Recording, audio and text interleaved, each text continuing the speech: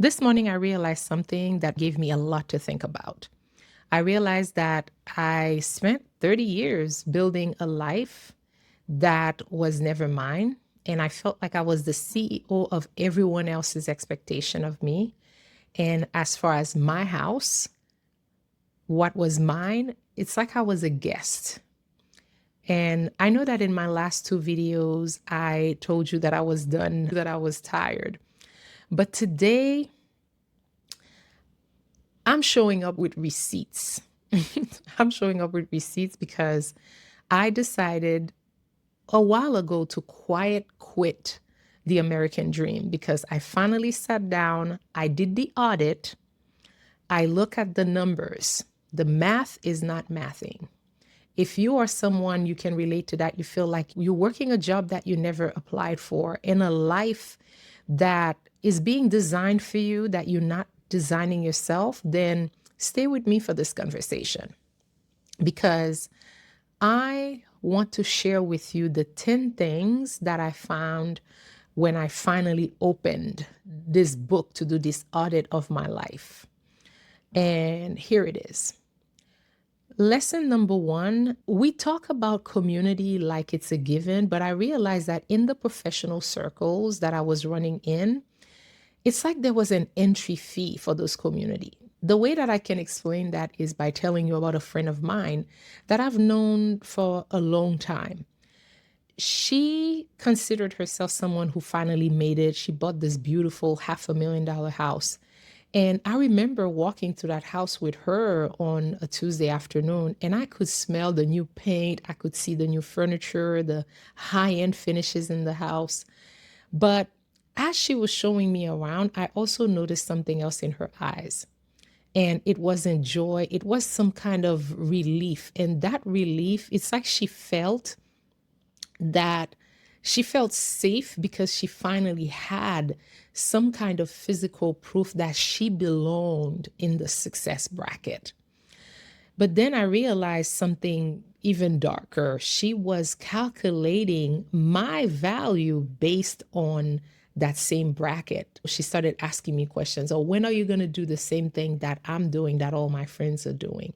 And I could feel that she was measuring me and she was checking to see if the zip code that I chose, it matched the revenue of that club. And that's when I realized that our friendship had this kind of minimum balance requirement. It was a transactional relationship disguised as a true, genuine connection. And I realized that I was doing the same thing to keep my seat at that table. So that was my first lesson. If the relationship requires a specific net worth to stay alive, it's a subscription. It's not a relationship. It's not genuine. So at 50 years old, I canceled that subscription. Lesson number two, I feel like it's the performance. I came to this country alone, no family, no safety net, no plan B, basically.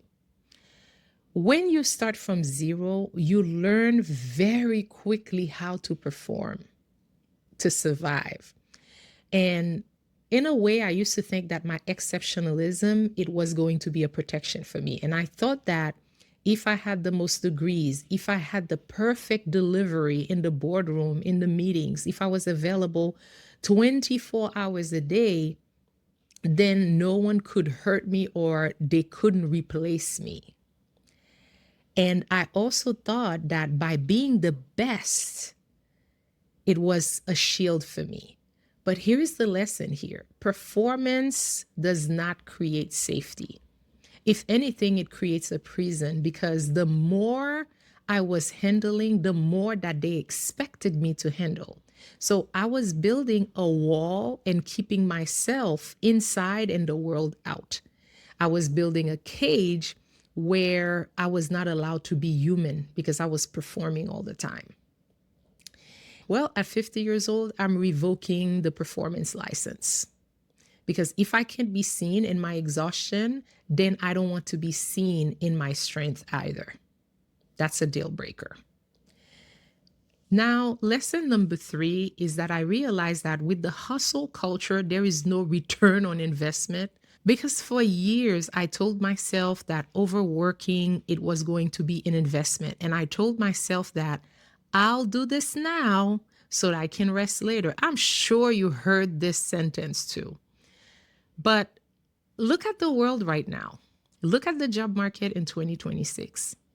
I have watched brilliant women give 30 years to companies that laid them off via a mass email on a random Tuesday, or they just show up, their key card doesn't work anymore. There is no return on investment for your health. There is no refund for the years that you spent stressed out of your mind for a company that replaced you before your desk was even cleared. So that hustle tax, it's 100% a loss. There's no return on that investment.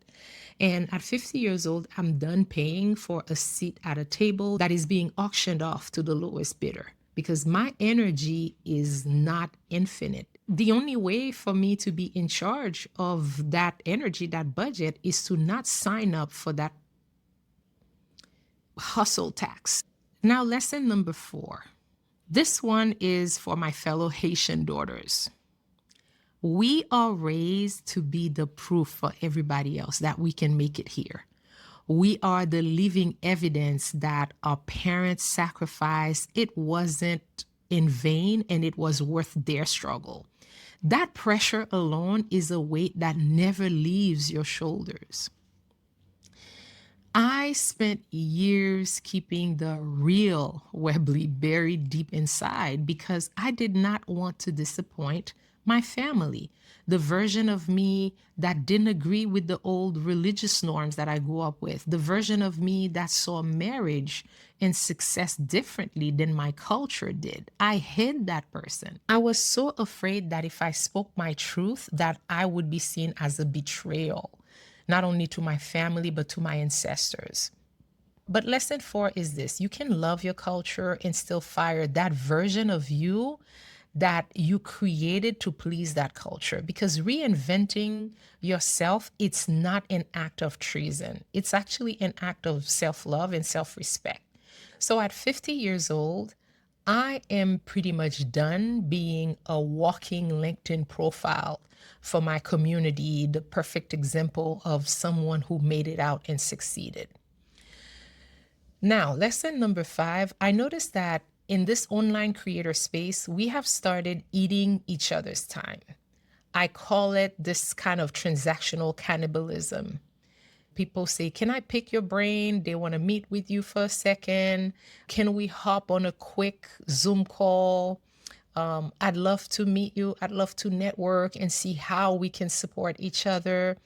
That's all great. But what I realize is that my best and most creative energy was being eaten up by people who didn't even want a real relationship. They were just looking for a shortcut.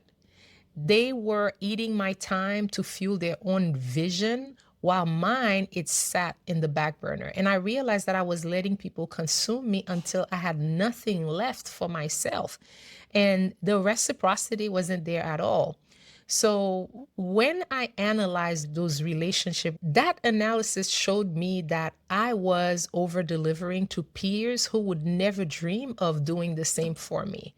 So I am closing that door, and it's not even deep mutual connection. At this point, it was a distraction. So no more. Lesson number 6, I asked myself, Webley, who are you when you take away the titles? And I sat in a room recently and someone asked me, what is it that I do? And I started to list all my accomplishments. I talked about my years as a software engineer. I talked about my degrees and my client wins. And then somewhere in the conversation, I caught myself and I realized that I wasn't telling them who I was. I was just reading them my resume. So I had become a walking LinkedIn profile. And it made me think that if your identity is tied to your output, what you can produce, then you're a machine. And machines eventually they break down or they get replaced by newer models, faster models. So I learned that I had to find Webley outside of her titles, outside of work. And I had to find a woman who loves cinema, the cinephile. I had to find the woman who loves deep, quiet mornings. I had to find the woman who exists even when her laptop is closed. So at 50 years old, it's like a rediscovery of that amazing woman that I was burying under all this performance, this persona, these titles, this conforming to some kind of expectations, not only from my family, but from my circles, from other people's perception of success. Lesson number 7, at 50 years old, your body stops taking "I'll do it tomorrow" for an answer. Your body doesn't lie to you. I remember there was a time where I would feel that my chest was tight and the weight that I was carrying, it wouldn't shift, it wouldn't go down no matter what I did. And I was in a constant fight or flight mode and feeling anxious all the time. And that right there that I ignored, it was a way for my body to tell me that, listen, that 30 years of strong Black women performance, it's not working for me anymore. Maybe it's working for you, but my body's like, it's not working for me anymore. And I realized that you cannot negotiate with your nervous system. You cannot strategy your way out of a burnout. And at that point, I was forced to take time and realize that if I didn't quiet quit the stress, my body was going to quiet quit on me. So I learned that my health is the only real wealth that I have. It's the only job security that I have, and I need to take care of it. Everything else besides that is just numbers on a screen.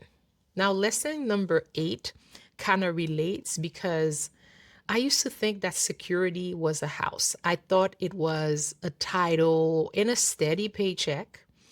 But the year 2007 showed us that those things, they can vanish within a week.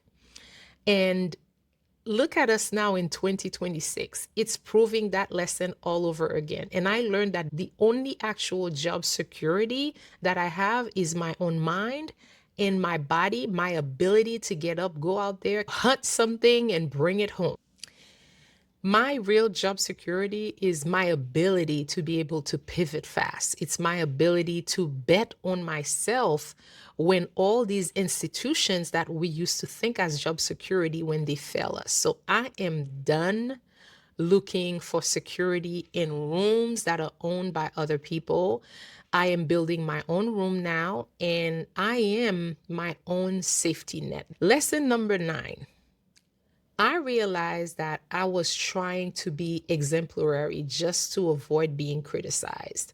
So I thought that if I was a recovery perfectionist here, if I was perfect, then they wouldn't have anything to say. If I was the best, I was safe from judgment. But being exceptional all the time, let me tell you, it's something that is very exhausting. And when that exhaustion hit, if you are a perfectionist, you hide, you disappear, and you isolate yourself. Because the idea of anybody seeing your mistakes, seeing your humanity, it doesn't fit the script that you wrote for yourself. It goes hand in hand with the constant performance because you do not want to be seen as weak. It leaves no room for mistakes. It leaves no rooms for learning or just being average for a day. So I learned that I was performing for an audience that was not even paying attention because everybody's busy thinking the same things about themselves. So I am done at 50 years old being the great example at the expense of my own peace. I'm done with that. And finally, lesson 10. At 50 years old, I am not waiting for a finish line anymore. I stopped asking, when can I finally stop? And I have started asking myself instead, how do I want my life to feel today? Because I am viewing the rest of my years as a design challenge. I am designing my mornings for peace, for self care. I am designing my work for impact, not just for volume or how much more money can I make. I am designing my circle for people who see and appreciate the real me. And this is not about quitting life, it's more about quiet quitting the version of life that was forced on me by somebody else's script, somebody else's perception of who I should be. And I know that audit that I'm doing on my life is not over. Some of the numbers are in, but I am actively revoking access to my best energy. And I want to reclaim my time. And I am finally giving myself permission to be a person, not a portfolio, not a walking LinkedIn profile.